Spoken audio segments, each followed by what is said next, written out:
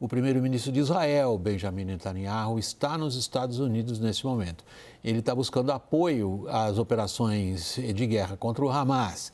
E nessa busca de apoio, na série de encontros que ele vai ter, estão o atual presidente Joe Biden, Kamala Harris, a candidata do Partido Democrata, e Donald Trump.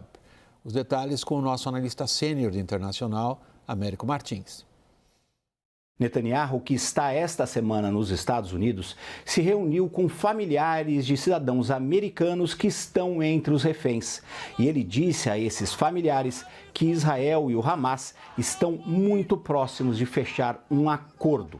Esse acordo envolveria a libertação de parte dos reféns, a libertação de palestinos que estão presos em penitenciárias israelenses, mais entrada de ajuda humanitária e algum cessar-fogo.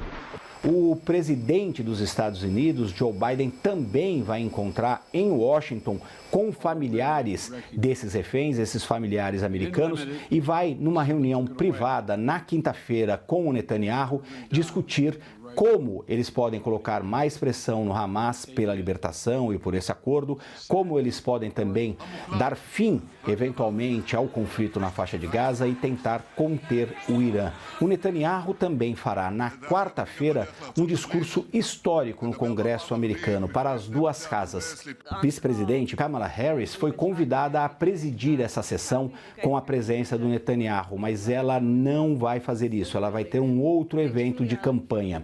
Não se envolveu nessa questão da visita do Netanyahu. Ela, no entanto, logo depois dessa reunião que o Netanyahu vai ter com o Biden, também vai se encontrar com o premier israelense. E o outro candidato à presidência, o ex-presidente Donald Trump, anunciou que vai se reunir também com o líder israelense nesta quarta-feira. Então, é um movimento importante político e diplomático de Israel e do primeiro-ministro Benjamin Netanyahu de falar com os grandes players, ele que diz que Israel vai continuar sendo um grande aliado dos Estados Unidos no Oriente Médio, qualquer que seja o resultado das eleições nos Estados Unidos. Américo Martins, de Londres, para a CNN Brasil. Posso começar com você ou com o Clifford? Posso começar com o Clifford, Olival? Claro. Tá. Clifford, nós sabemos pelo noticiário que qualidade, estou colocando entre aspas, foi a relação entre Netanyahu e Joe Biden. Numa questão geopolítica de altíssima relevância para os Estados Unidos. Nós sabemos o que Donald Trump pensa a respeito.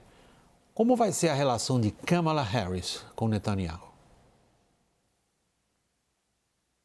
Eu não sei exatamente. Eu imagino que ela vai, onde ela vai, sabe, cair em termos dessa questão entre, Israel e os palestinos. A gente sabe que a base mais liberal do Partido Democrático tende a não favorecer Israel.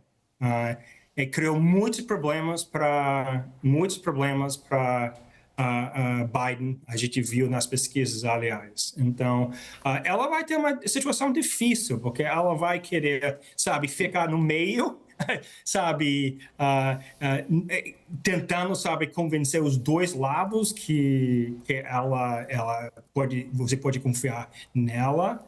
Obviamente, Michigan é um estado pêndulo muito potente, que tem uma população muçulmana muito grande, aliás, palestina muito grande, que criou problemas para Biden. Então, eu imagino que ela vai tentar ficar no meio, não falar tanto sobre a questão, tentar, evitar, na medida possível, tomando posições muito fortes, como Biden tomou.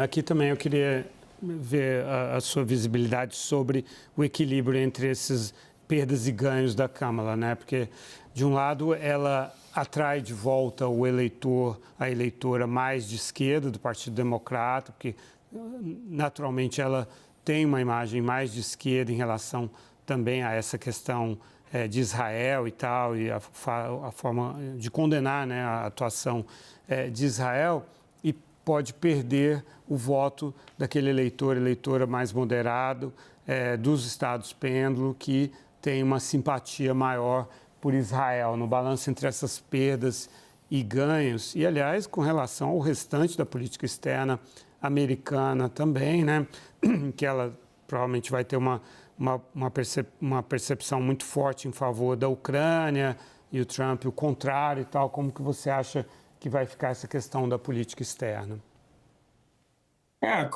De novo, a respeito de Gaza, ser um cínico assim, não é um pesquisador de opinião pública, mas ser um cínico, político, sabe, analista política cínica assim, ela precisa Michigan. Então, precisando Michigan, ela talvez vai tentar murchar um pouco a posição anterior de Biden. Eu estou falando do ponto de vista político, sabe, sobre as eleições especificamente. A respeito de Ucrânia, essa não é uma questão que pesa muito com a opinião pública. Fica muito longe da vida das pessoas e não importa muito a posição do ponto de vista de opinião pública. Obviamente, do ponto de vista de elites que mexem com políticas públicas, assim, o estabelecimento em Washington importa muito, mas para a opinião pública, de forma geral, importa menos. E, mais especificamente, é um problema muito mais com a base, uma posição tomada muito forte, é um problema muito mais com a base republicana do que democrata, que, aliás, apoia nosso envolvimento na Ucrânia. Jussara, nós estamos falando do peso de uma questão internacional como essa. Na política americana, a gente sabe como os Estados Unidos, historicamente, sempre tiveram uma participação, se não decisiva, pelo menos próximo disso, em regiões como o Oriente Médio. Agora, parece que o Lula encara essa questão como lhe sendo, de alguma forma, favorável do ponto de vista eleitoral.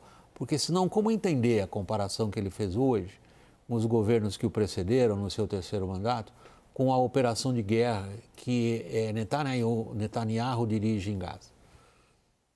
Olha, William, essa declaração do presidente Lula hoje, fazendo essa comparação, no mínimo, indevida entre as consequências de uma guerra e das vítimas dessa guerra em Gaza e a comparação dos efeitos que, segundo ele, dos governos pós-impeachment da ex-presidente Dilma. Só isso é uma fala bastante infeliz, né? E até mesmo insensível pela gravidade do que está vivendo na região. Agora, o presidente, ele acaba misturando, como eu estava conversando um pouco mais cedo, alhos com bugalhos. Ele pega uma situação de guerra e tenta transportar isso numa comparação, inclusive mal feita, sem muito contexto, misturando com uma questão política interna. Então, mostra ali vou usar aqui uma palavra, leviandade em abordar esse assunto para falar aqui de um processo democrático. Ele pode enfim, ele é crítico de Netanyahu, já foi declarado